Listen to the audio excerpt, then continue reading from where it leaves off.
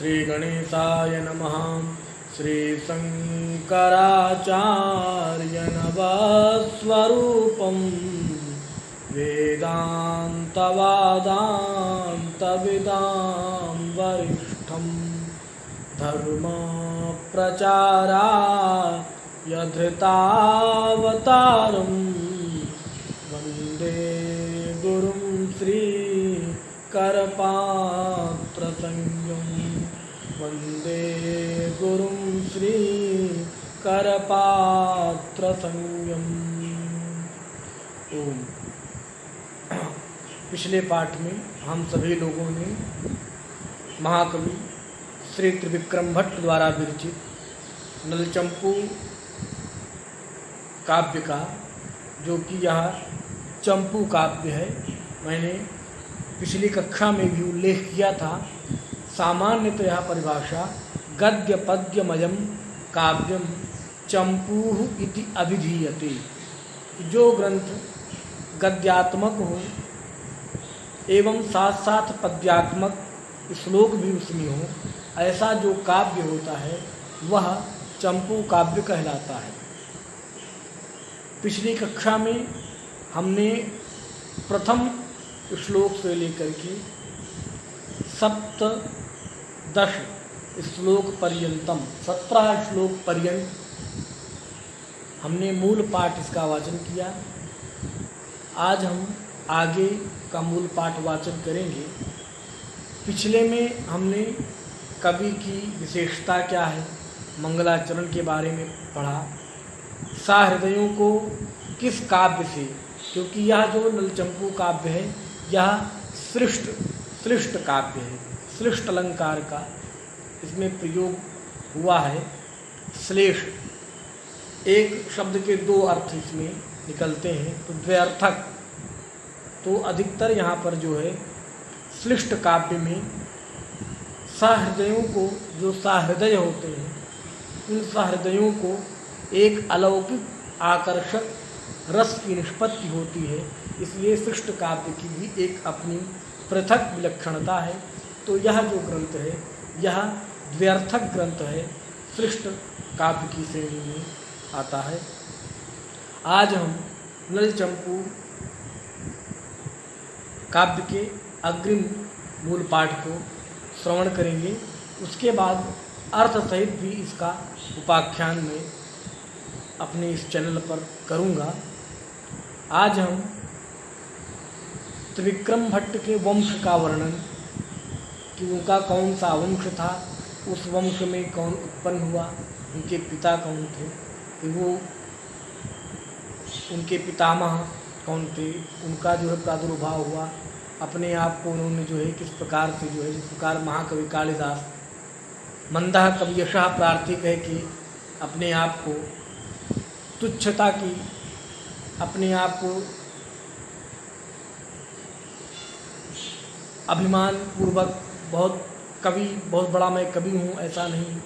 उन्होंने कहा कि मैं तो उस प्रकार हूँ जिस प्रकार से जो है एक फल बहुत ऊपर लगा हो, जो लंबे पुरुष के द्वारा प्राप्त हो, और मैं वामन की तरह जो है अपने दोनों भुजाओं को ऊपर उठा करके बार बार उस फल को प्राप्त करने की जो है लालसा कर रहा हूँ।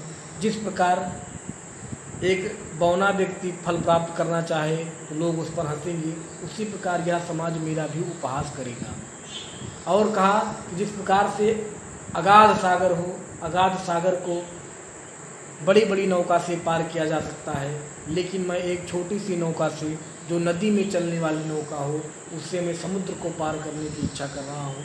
तो इस प्रकार से मतलब मैं कवियों की यश का प्रार्थी हूँ, कवियों का यश चाहता हूँ, जो कि कवि लोग अत्यंत परिश्रम करते हैं, अत्यंत बुद्धिमान होते हैं।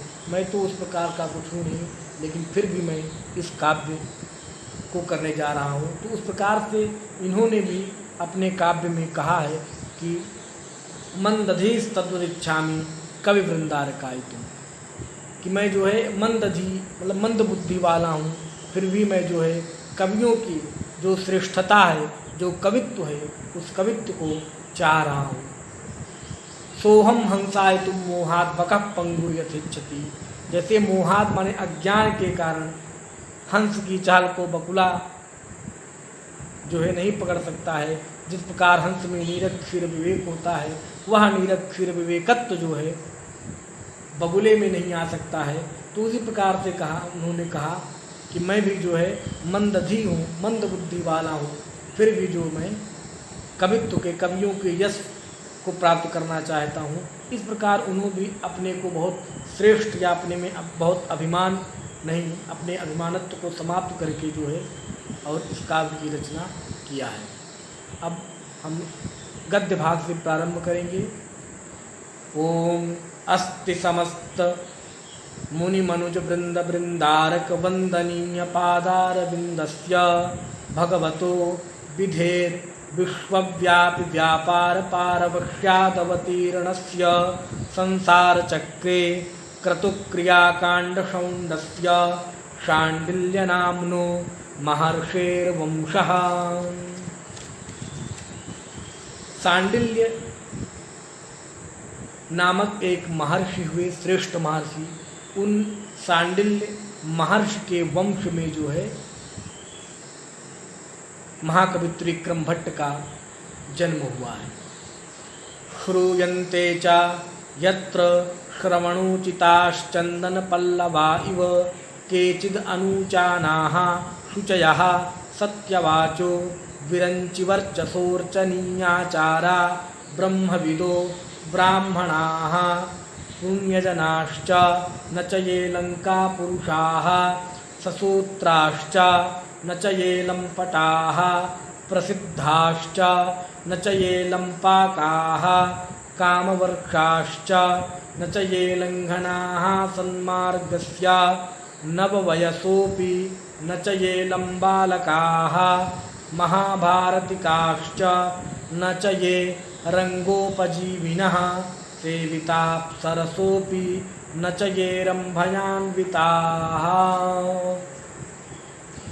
किं बहुना जानाति हि गुणान् वक्तुं तद्विधा एव तादृशां वेत्ति विश्वम्भराभारं गिरीणां गरिमाश्रयं तेषां वंशे विशदयशसां श्रीधरस्यात्मजो भूत् देवादित्यः स्वमतिविकसत् वेदविद्या विवेकः उत्कल्लोलां दिशि दिशि जनाः कीर्तिपीयूषसिन्धुं यस्याद्यापि श्रवणपुटकैः कोणिताक्षाः पिबन्ति तैस्तैरात्मगुणैर्येन त्रिलोक्यास्तिलकायितं तस्मादस्मि सुतो जातो जाड्यपात्रं त्रिविक्रमः सोऽहं हंसायितुं मोहात् बकः पङ्गुर्यथेच्छति मन्दधेस्तद्वदिच्छामि कविवृन्दारकायितुं भङ्गश्लेषकथाबन्धं दुष्करं कुर्वता मया दुर्गस्तरीतुमारब्धो बाहुभ्याम् अम्भसां पतिः उत्फुल्लगल्लैरालापाः क्रियन्ते दुर्मुखैः सुखं जानाति हि पुनः सम्यक् कविरेव कवेः क्रमं संगता सुरसार्थेन रम्या मे रुचिराश्रया नन्दनोद्यानमालेव स्वस्थैरालोक्यतां कथाम् उदात्तनायकोपेता गुणवद्वृत्तमुक्तका चम्पूश्च हारयष्टिश्च केन न क्रियते हृदि। ओम। अब यहाँ से आगे हम लोग दूसरा प्रकरण प्रारंभ होगा, जो कि आर्यावर्त नाम का देश है। वह आर्यावर्त नाम के देश में क्या क्या विशेषता है, कैसा कैसा है, वहाँ कैसे लोग हैं, इस प्रकार का जो है वर्णन अब आगे चलेगा। यह भाग अगली कक्षा में प्रस्तुत करेंगे। इसमें हम लोगों ने गद्य भाग को पढ़ा गद्य भाग के साथ साथ अनुष्टुप छंद के श्लोकों को पढ़ा और बीच में एक श्लोक जो है वह आपका श्रद्धरा छंद का आया है और उसमें जो है कवि के वंश का वर्णन है कि कवि के वंश में सर्वप्रथम श्रीधर हुए जो कि जो है महाकवि त्रिविक्रम भट्ट के पितामह हैं और श्रीधर के पुत्र देवादित्य हुए जो त्रिविक्रम भट्ट जी के पिता हैं और त्रिविक्रम भट्ट जी देवादित्य के पुत्र हैं। तो इस प्रकार से पितामह, पिता और स्वयं का जो है 2 श्लोकों में नाम पूर्वक उल्लेख आया है। तो यह जो 19वां श्लोक है यह श्रद्धरा छंद में है, बाकी शेष अनुष्टुप छंद में है। हमने जो है 18वें श्लोक से लेकर के और 25 श्लोक तक इस पाठ में अध्ययन किया। हरि ओम हरि ओम।